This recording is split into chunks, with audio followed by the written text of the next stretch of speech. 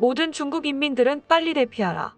아프가니스탄 상황이 날로 심각해지자 중국 정부는 가능한 한 빨리 아프간을 떠나라며 아프간에 있는 자국민들에게 지침을 내렸습니다. 중국 정부가 자국민을 대상으로 철수 권고를 내린 건 이번이 처음인데요. 중국 외교부는 이번 철수 권고 지침에 필요하다면 대신 가능한 한 빨리 출국을 권고할 정도로 상황은 심각합니다. 그동안 중국은 미국 철수로 아프간 전역에서 이슬람 무장 조직 탈레반이 세를 불려 신장 위구르 자치구 독립에 좋지 않은 영향을 끼칠 수 있다는 점을 우려해왔습니다. 이번 대피 지침서를 배포한 이후에도 인도에 힘을 얻은 탈레반 세력과의 전쟁을 염두했다는 추측이 나오고 있습니다. 대피 지침서는 보통 전쟁 전에 배포하는 것으로 알려져 있습니다. 그리고 전시 여부에 대해 대부분의 민주주의 국가들은 국민투표를 실시합니다. 하지만 그 절차를 무시할 수 있는 국가가 세계에서 몇 있는데요. 그중 한 국가가 바로 중국입니다. 절차가 없기 때문에 더 쉽게 전쟁을 선포할 수 있죠. 중국 네티즌들도 처음 있는 대피 지침서 배포에 큰일이 난 게 분명하다. 어떻게 된 일이냐? 미군이 돌아가자마자 전쟁이라도 나는 거냐? 아프간이 1949년에 전야에 놓인 것 같다며 전쟁이 날 것 같다는 반응을 보였습니다.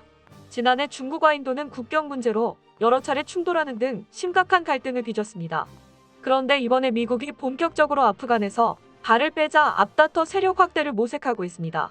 중국이 신장 위구르 자치구 독립 문제와 1대1로 사업의 차질을 빚고 싶지 않아 공개적으로 대대적인 아프간 지원을 약속했는데 이번에 인도가 갑자기 이슬람 무장 조직 탈레반과 접촉한 사실을 드러난 것입니다.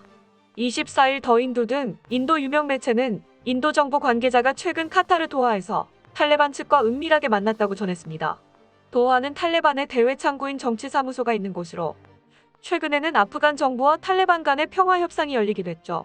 인도 정부와 탈레반 간의 접촉 사실은 카타르 정부의 반테러 관련 외교부 장관 특사인 무틀라크 빈 마제드 알카흐타니가 최근 공개석상에서 언급하면서 알려졌는데요. 인도 정부는 그간 앙숙인 파키스탄과 밀접하다는 점 등으로 인해 탈레반을 공식 외교 상대로 인정하지 않았습니다. 대신 아프간 정부만 상대하며 학교, 도로, 병원 등 현지 인프라에 30억 달러 이상을 투자하는 등 교류를 해왔습니다. 그렇기 때문에 인도 정부와 탈레반 간 접촉은 상당히 이례적이라고 할 수 있는데요.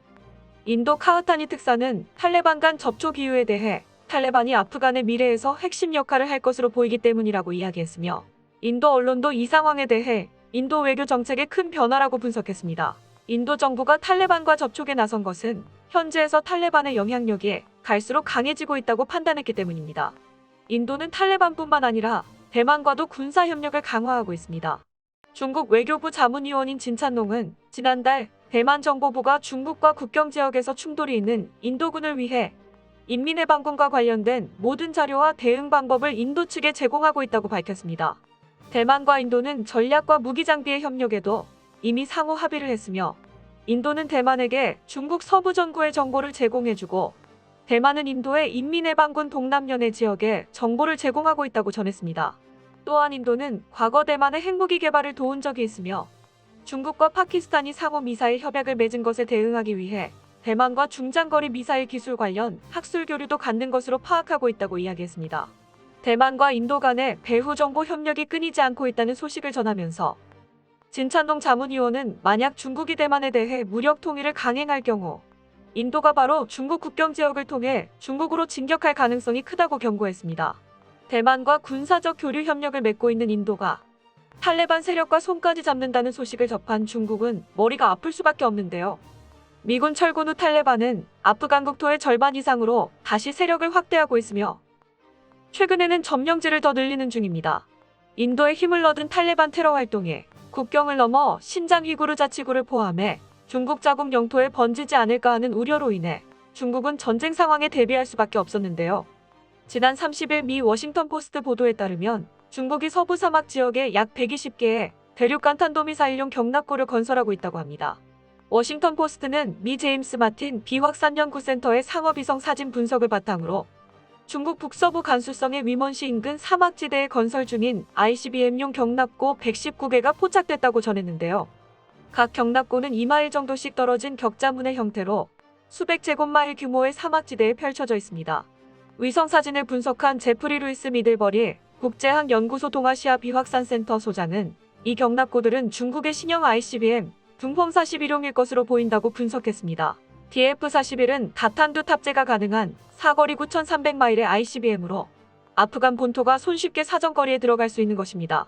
루이스 소장은 주요 굴착 작업은 올해 초 시작됐으나 준비 작업은 몇 달간 진행됐을 수 있다고 설명했으며 위성 사진에 포착된 경납고 규모가 마치 전시 상황을 대비하는 것과 같은 규모라고 이야기했습니다. 한 전문가는 이에 대해 중국은 과거 무력을 과시하기 위해 바람잡이용으로 경납고를 배치해왔는데 인도와 탈레반의 세력이 더해지자 선제 공격 차원의 군사적 행동을 보인 것이라고 이야기했습니다. 중국 당국은 경제적으로도 우려하고 있습니다. 중국은 경제적 지원을 내세워 아프간의 1대1로 프로젝트를 진행하며 지난 몇 년 동안 공을 들여왔습니다.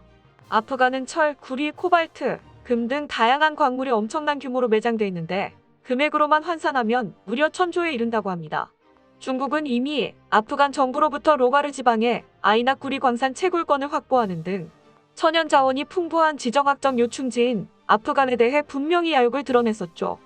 대중압박 정책을 펼치고 있는 미국을 대응하기 위해서 아프간에서 1대1로 사업을 펼치며 아프간을 완충지로 삼으며 지내왔는데 아프간에서 미군이 철수하고 인도와 손을 잡으니 아이러니하게도 중국이 아프간과의 전쟁 위험에 놓이게 된 것입니다. 중국과 아프간은 약 76km의 국경선을 맞대고 있습니다. 그리고 중국 측 국경 지역은 신장 위구르 자치구입니다. 신장 위구르 자치구의 분리 독립을 주장하는 무장단체들은 신장에 동투르키스탄이란 나라를 세워야 한다고 목숨을 걸고 주장하고 있습니다.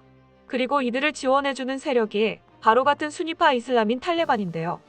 신장 지역을 통해 탈레반과 반중국 이슬람 세력이 본격적으로 공격을 해온다면 중국은 대혼란에 빠질 수도 있습니다. 그런 경고가 이슬람 세력들 가운데 이미 나오고 있기도 하죠. 문제는 중국을 향한 탈레반 및 반중국 세력들의 경고의 횟수나 강도가 점점 거세지고 있다는 점인데요. 지난해 말 중국인 10명이 아프가니스탄 카불에서 스파이 혐의로 체포된 사건이 있었습니다. 중국 당국의 지시를 받은 스파이가 아프가니스탄 내 위구르 분리주의자들을 추적하다 꼬리가 밟힌 것으로 외신들은 분석했습니다. 올해 4월에는 신장 위구르 자치구의 전직 법무부장과 전직 교육부장이 신장 독립운동 세력과 결탁한 혐의 등으로 법원에서 사형을 선고받았습니다. 중국 정부가 얼마나 신장 지역의 분리주의 분위기를 민감하게 받아들이는지를 보여주는지 잘 알 수 있죠. 하지만 아프간은 절대 만만하지 않습니다. 중국 당국의 신장 위구르의 이슬람 세력 탄압으로 인해 아프간 내 반중국 분위기도 상상을 초월하는데요. 아프간은 제국의 무덤으로 불리는 곳입니다. 그레이트 게임의 승리를 꿈꾸며 이곳에 들어갔던 소련과 미국 모두 결국 철수를 선언했습니다. 미국은 2조 달러라는 전쟁 비용을 낭비하고 2,000명 이상의 희생자를 냈습니다. 탈레반은 중국을 향해 테러를 지속적으로 하고 있는데요. 중국은 테러 대응에 굉장히 어려움을 겪고 있습니다. 아프간을 쉽게 받다가 이러지도 저러지도 못하는 상황에 빠지자 중국은 아프간 문제를 놓고 고민에 고민을 거듭하고 있을 텐데요. 중국은 군사력에서 많은 발전이 있었지만 가장 중요한 실전 경험이 없는 것이 큰 문제로 지적되어 왔습니다. 반면에 탈레반은 실전 경험이 중국과 비교할 수도 없을 만큼 많은데요.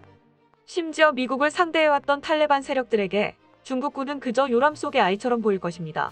또한 현재 탈레반은 무기에서도 발전을 보이고 있었는데요.